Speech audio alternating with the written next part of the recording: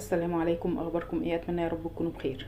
طبعا كلنا بنبقى ماشيين في الشارع نشم ريحه الحواوشي وما نقدرش نقاوم. النهارده باذن الله هنعمله في البيت بطريقه سهله جدا. ريحته وطعمه زي اللي بتجيبيه من بره، يمكن افضل كمان. بس قبل ما نبدا، يا ريت تعملي لايك للفيديو، تشتركي في القناه لو لسه مش مشتركه، وتفعلي زر الجرس على الكل عشان يوصلك كل جديد ان شاء الله. مقاديرنا سهله وبسيطه، ويلا بينا نبدا. نسمي الله ونصلي على الرسول صلى الله عليه وسلم.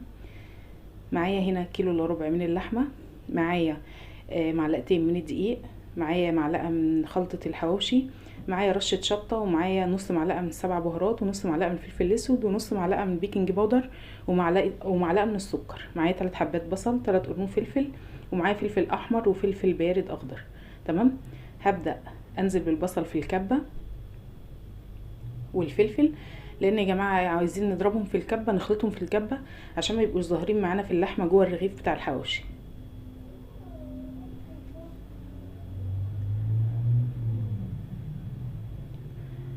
طبعا الملح حسب الرغبه، يعني انت حسب الكميه اللي بتعمليها.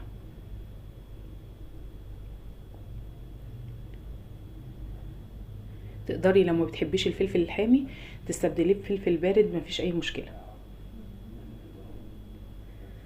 بس ما تستغنيش عنه خالص في الحواوشي، لان بيديله طعمه كويس. ولو فلفل احمر بيدي للحمه لون كويس جدا، وطبعا بتضاعف القيمه الغذائيه بتاعتنا.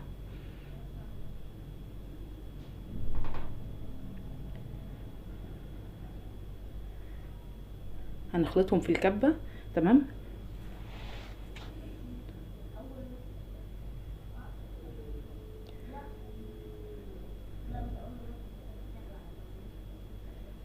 لو ما فيش كبه بتقدري تعمليهم على المبشره، مفيش اي مشكله. بعد كده بتنزلي بيهم على اللحمه، واعجني بقى كويس، يعني انزلي بالبصل والفلفل والحاجات دي على اللحمه، والبهارات عليهم. اهم حاجه خلطه الحواوشي يا جماعه، معلقه من كل حاجه، نص معلقه ومعلقتين دقيق. تمام. انا هقول لكم الخلطه تاني: نص معلقه من السبع بهارات، ونص معلقه من الفلفل الاسود، ونص معلقه من خلطه الحواوشي او معلقه حسب رغبتك، معلقتين من الدقيق، لان الدقيق بيخلي العجينه بتاعتنا تبقى متماسكه جوه الرغيف، ما تبقاش مفروله. والسكر يا جماعه بيسرع من عمليه التسويه. نعجن كويس بايدنا كده، يعني اعجني مش مجرد تقليب بس، هتعجني كويس زي ما انتوا شايفين لحد ما المكونات كلها تدخل في بعض.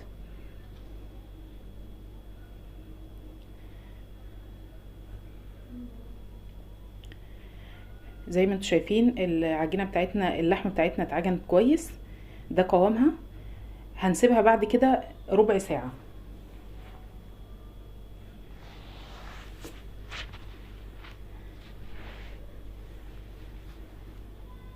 بعد ربع ساعه يا جماعه بنبدا نشكلها كرات كده على قد الرغيف، على قد ما انت حابه تحطي في الرغيف بتاعك. يعني انا خدت الكيلو الا ربع ده، او مش كيلو الا ربع يا جماعه بالظبط، يعني ممكن يكون زياده 100 جرام.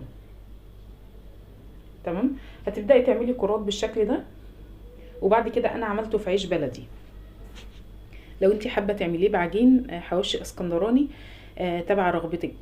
تمام. بس النهارده طبعا العيش البلدي بيبقى اسهل واسرع. بس حقيقي كانت ريحته تحفه جدا وهتعجبك. لو وصلت معايا لحد هنا وما حطيتيش لايك، يا ريت تحطي لي لايك للفيديو. لو مش مشتركه يا ريت تنوريني في قناه مطبخ ام معتز. معايا العيش البلدي، هبدا افتحه بالمقص كده بالشكل ده.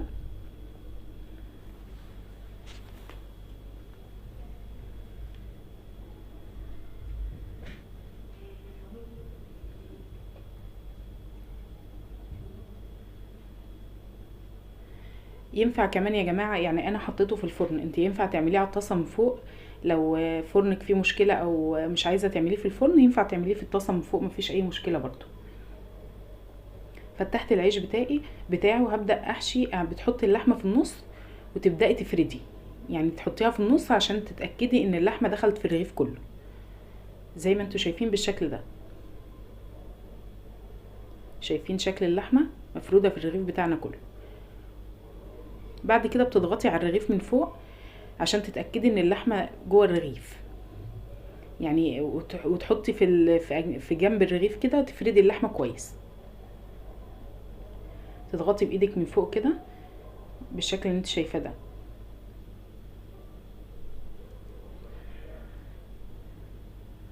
عظمه والله يا جماعه، كانت ريحته قلب الدنيا. هيعجبكم باذن الله بالطريقه دي.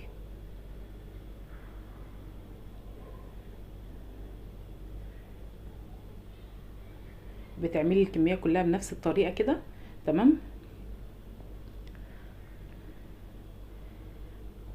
كده خلصت يا جماعه. ببدا اخد معلقتين من الزبده وادهن بيهم الرغيف.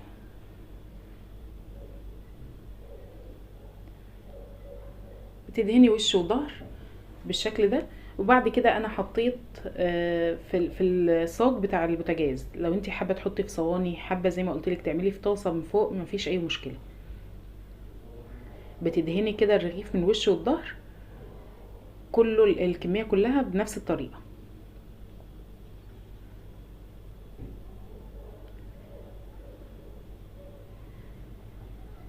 طبعا كل ما ريحه الزبده بتاعتك نوعها احلى، بتدينا ريحه اقوى وطعم جميل جدا.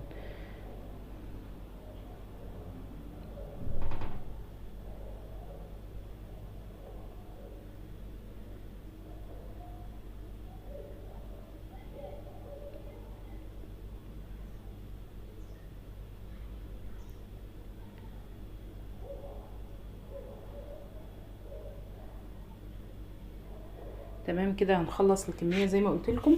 وبعد كده بتشتغلي في الصاج اللي انت هتشتغلي فيه على طول.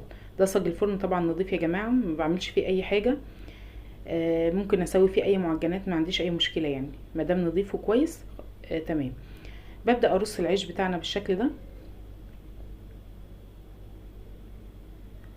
اجمل حواوشي يا جماعه بجد هتعملوه بالتتبيله دي. بعد كده بيدخل الفرن على درجه حراره 190. بعد كده بتقلبي يعني بعد نص الوقت تلاقي القعر احمر، بتقلبيه على الناحيه التانية. وده شكله بعد ما خرج ما شاء الله. ريحته جميله جدا وشكله زي ما انتم شايفين ممتاز. شايفين الشكل تحفه جدا. واللحمه كويسه، كميتها كويسه. لو انت حابه تقللي زي ما قلتلك عن كده قللي، هيعمل معاكي كميه اكتر. بس بصراحه عندي الولاد مش بياكلوا اللحمه، مش كلهم بياكلوا اللحمه، بحاول احط في اي حاجه بيحبوها واكتر لحمه يعني.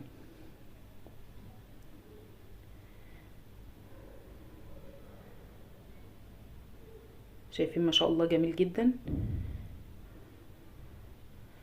وريحته كانت جايبه اخر الدنيا. يا رب يكون الفيديو عجبكم وتكونوا استفدتوا من الفيديو. وما تكونوش نسيتوني في اللايك، ولو اول مره تزوروني يا ريت ما تكونيش نسيتي تشتركي في القناه وتفعلي الجرس. اشوفكم في فيديو جديد ان شاء الله. السلام عليكم ورحمه الله وبركاته.